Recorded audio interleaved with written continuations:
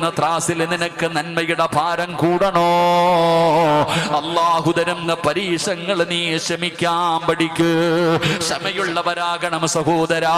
അത് രോഗമാണെങ്കിലും പ്രയാസമാണെങ്കിലും എത്ര വലിയ വേദനയാണെങ്കിലും മഹാനായ ആദരമായ പ്രവാചകൻ നബി മുഹമ്മദ് മുസ്തഫ സല്ലല്ലാഹു അലൈഹി വസല്ലമ തങ്ങളുടെ മുന്നിലേക്ക് ഒരു പെണ്ണ് കടന്നു വരികയാ.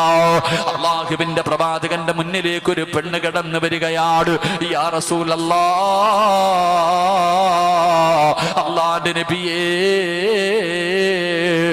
എനിക്ക് വേണ്ടി ദുആ ചെയ്യണം നബിയേ. എന്റെ രോഗം മാറുന്നതിന് വേണ്ടി ദുആ ചെയ്യണം നബിയേ. എനിക്ക് അപസ്മാരത്തിന്റെ രോഗമാണ് നബിയേ. എപ്പോഴെവിടെ വെച്ചാണ് വരുന്നതെന്നറിയില്ല നബിയേ.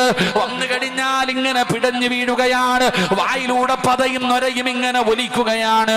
വല്ലാത്ത വേദനയാണ് നബിയേ. എനിക്ക് വേണ്ടി ദുആ ചെയ്യണേ എന്ന് അല്ലാഹുവിന്റെ പ്രവാചകന്റെ മുന്നിൽ ഒരു സ്വാലിഹത്തായ പെണ്ണ് വന്ന് കരഞ്ഞുകൊണ്ട് പറയുമ്പോ